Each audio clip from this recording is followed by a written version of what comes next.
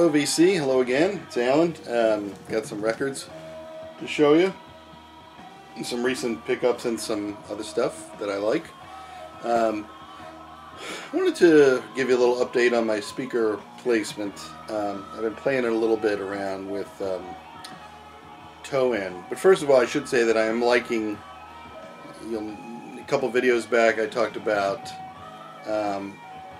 creating more of a, I guess, isosceles versus equilateral triangle, and that the speakers are close together than they are to me. If that, makes sense, everybody. So instead of just a equilateral triangle, you've got a little bit of a thinner sort of triangle. The ratio I was going for is about 85% distance between the speakers, 85% or 0.85 times what the distance from the front of the speaker is to me. I haven't measured it recently, but I wasn't able to achieve that because limitations in my room with the screen and everything. It'd be blocking the screen, and I don't want to go too far back into the room towards the front of the room because of bass issues. Bass starts to get boomy, and electrostats especially like to be out in the room. And I think my ideal speaker position is a little bit further out actually than they are now, but the extra warmth is not a bad thing in my setup because these are kind of very lean. They're on the lean side, so little extra bass, very little, but that little extra warmth isn't really hurting anything. And still very much enjoying the Phasmation PP300 cartridge, which I just put in. I think I'm going to have an update soon. I'm looking at getting a new tone arm, actually. I have the Techno arm on there now, which is very good and matches nicely with the gyro, but I'm looking at a oh geez, now I'm drawing a blank. That's what happens when you get old.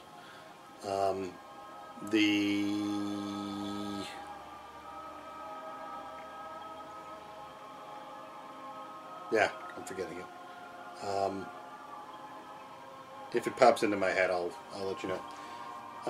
But I'm actually playing around with toe-in a little bit because I felt like some of the vocals, the way I had the toe-in, some of the vocals were a little bit spread out, a little bit indistinct. And you really want that center vocal on a nicely recorded album to be the size of an actual person and very much identifiable in space, to have a little bit of air around it. So that takes some playing around. So when you have it a little less distinct, you might want to try toning it in a little bit more. That sharpens up that center image a little bit. So I mean, we're talking about inches here, inches, half inches. I mean, like literally, not really do this judiciously, a little bit at a time. But I think I've achieved a nice balance. And interestingly, I have a laser pointer that I hold on the side of the speaker cabinet, point towards the back of the room here, and it points to a spot on the room, on the back of the wall. And then I take the other speaker and I do the same thing. So I measure those distances from the sidewall to where that point is, and I make sure both speakers are casting that same kind of angle. In other words, that the distance that dot is for both speakers on the back wall is the same.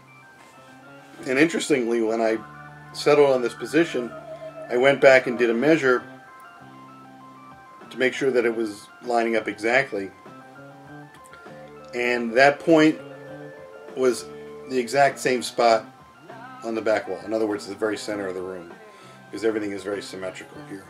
These speakers are exactly the same distance from the side walls. So I thought that was kind of interesting, because I have heard people say that, where they kind of point it the speakers behind your head towards the back wall, a spot behind you on the back wall, and this one worked out that way, interestingly. So I thought I'd pass that on because it seemed kind of important and maybe something you want to try.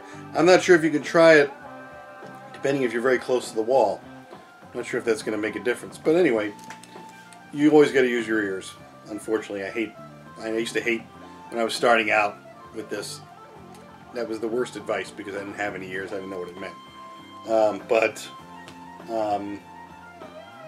You know, listen for that center image to really crystallize that vocal. To get a nice vocal recording with not a lot of ornamentation, and then you'll hear when that voice becomes the right size.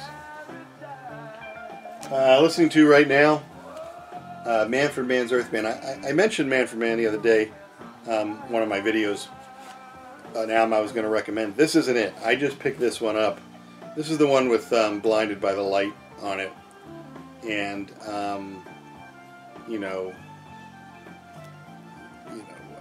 with a sort of bizarrely spread out blinded by the light with chopsticks, just has to be a bad choice, ultimately. But still kind of fun. It's a good song, and they do have fun with it, but that chopsticks really gets me every time. So this is very, mid-70s proggy. I didn't realize how proggy they were, but, this is nice. I mean, I don't love it, but it's good. And I'll talk about someday soon the other album that I really think is great from this band. So, more to come from me. Jazz for today, I picked out this, which is Louis Armstrong and his Hot Five. And this is a 6i Columbia release. And from the 50s, of course, these recordings are from the 20s primarily, and probably sourced off of old 78s.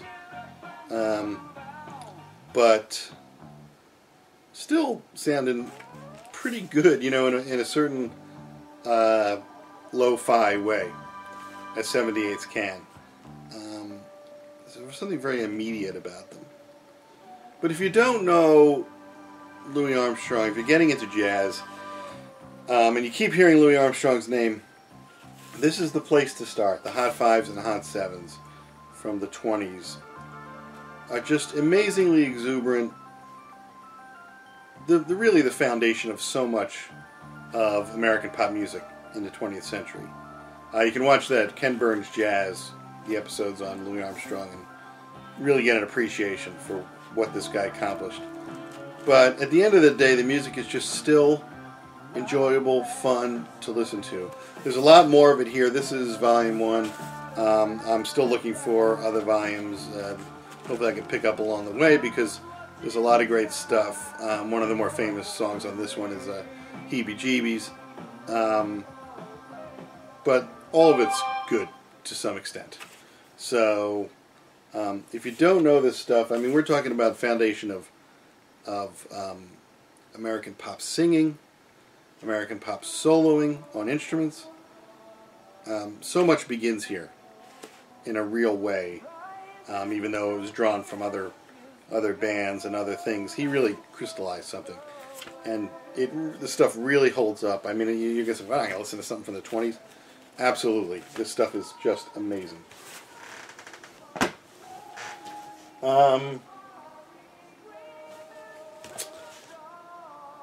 This is a recommendation I'm going to send out there because I avoided this guy for a very long time, not taking him seriously at all. But then started buying his albums and grew to actually kind of love him. And you're going to laugh, but hold off for a minute. It's Gilbert O'Sullivan. Of course, Gilbert O'Sullivan's big hit was Alone Again, naturally. And I just thought of the name of the tone arm. It's the Graham 2.2. which is supposed to be a great tone arm. I know that was a little bit of a non sequitur right there, but because it popped into my head as I knew it would, I figured I'd get it out there. Anyway, I'm waiting for that to come, and hopefully by maybe next week I'll be able to try that out. We'll talk a little bit more about it then. Back to Gilbert. This one has Claire on it, which was more of a minor hit. But if you like, I don't know what to say. If you like, he's not going to sound like any of these guys, but if you like Randy Newman, if you like, I don't even know, even Paul Williams, or I don't know, Van Dyke Parks maybe? I'm trying to think of some guys who wrote in an old style, sort of a traditional style, but very harmonically interesting. And if you know the chords to Alone Again naturally, if you play the piano or the guitar, you know what kind of an interesting chord progression that is. Even if you listen to it, you probably know. It's very different than ordinary pop songs. It's very sophisticated, but also very melodic. And a lot of his stuff is like that. And this is my favorite of his albums. I'll talk about more albums some other day, but he's got at least three plus albums which are just terrific. And back to front, I think this is great. Again, very harmonically interesting stuff. If you like melody, you like harmony, what can be done with a 70s pop song, I really think you got to check this guy out. Again, you can get his records cheap, usually, because no one thinks about him anymore. This is on London. It says it's a promo on the front, but it's a regular label. It's quirky, and I hate to recommend it, and then you're going to be like, this sucks, but somebody go out there and buy some and then check it out and then get back to me, because I'd love to pass on a good recommendation like this, because I came to him very late, only very recently, and started buying his records and really love them. Classical. Got a couple classical here.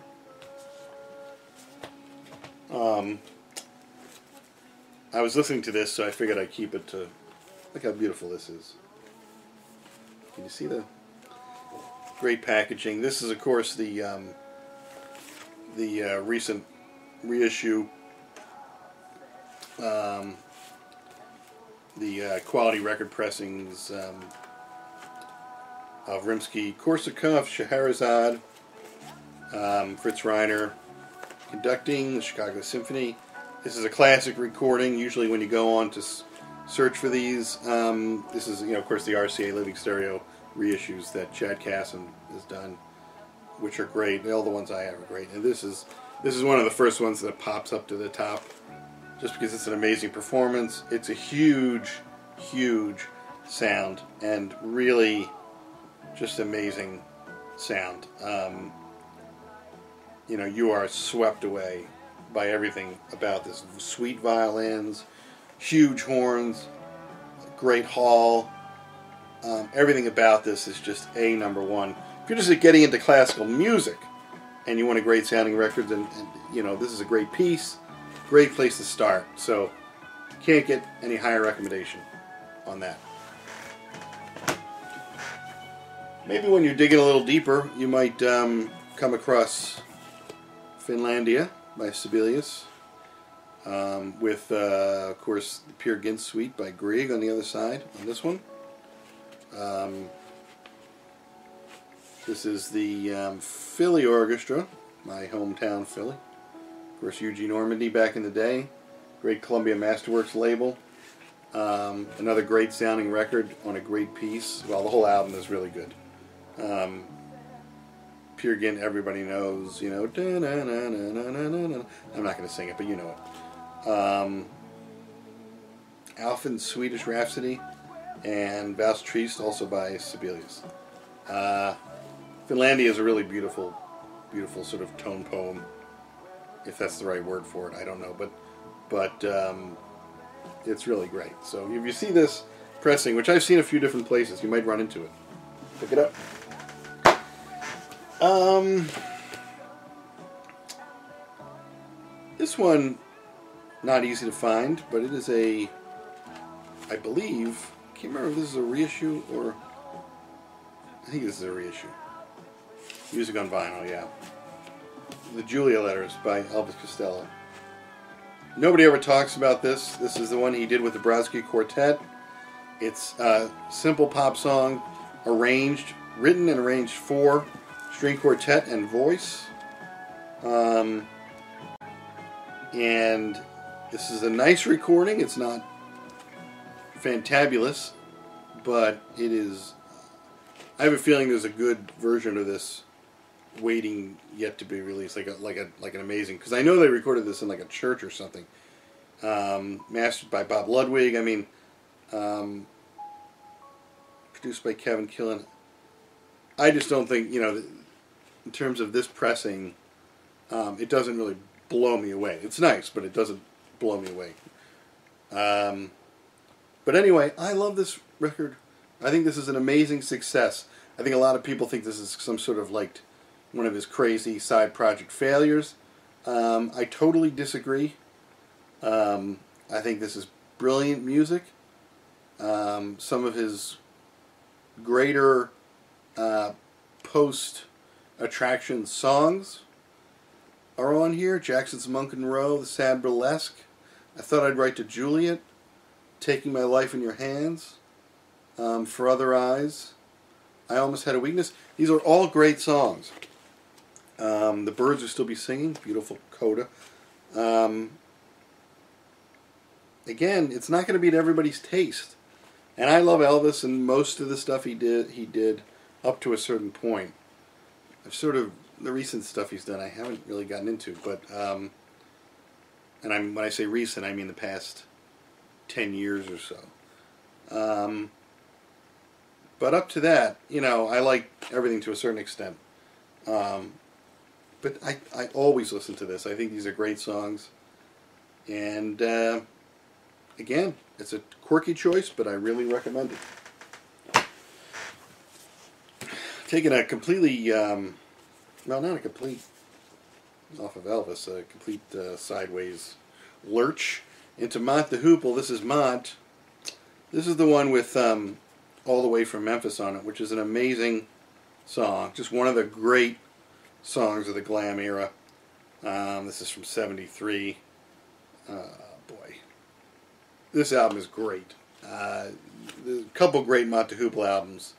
Of course, the one, All the Young Dudes, on it. I think it's called All the Young Dudes. Is great. But as an album, I think I might even like this even more. This is just really a peak. And if you know that song All the Way from Memphis, you know how much fun it is and what a great song it is. And the whole album is almost up to that level. So, if you can get a hold of this, do it. Okay, not sure where I was before I got rudely interrupted by a phone call, but let me wrap it up with this one, which I just picked up. It's on Reprise, so I think these were originally released on Pi, and this is not that. Sounds okay. Pretty cool album, though. I don't know the early Kinks that much. This has got Stop Your Sobbing on it, and You Really Got Me, of course. But, they do some sort of like standards and like Too Much Monkey Business and Cadillac is a good song. So, really good. But based on the reissues that I just, got the mono reissues that they just did on the Kinks set, and of course those probably would have been the British releases, but those sound incredible, and this isn't really up to that standard. So, for me, if I think I'm going to go for more Kinks, there's a few spots where I'm still missing some early Kinks. Probably going to go for those reissues because I really think they did a tremendous job. It was very much like what they did with the Beatles mono, just top quality. So those are highly recommended. But hey, you know, you can't go wrong. I mean, having this in your collection. So that's all I got for today. We'll be back soon, hopefully with a new tone arm and some interesting sounds. We'll see what happens. See you next time.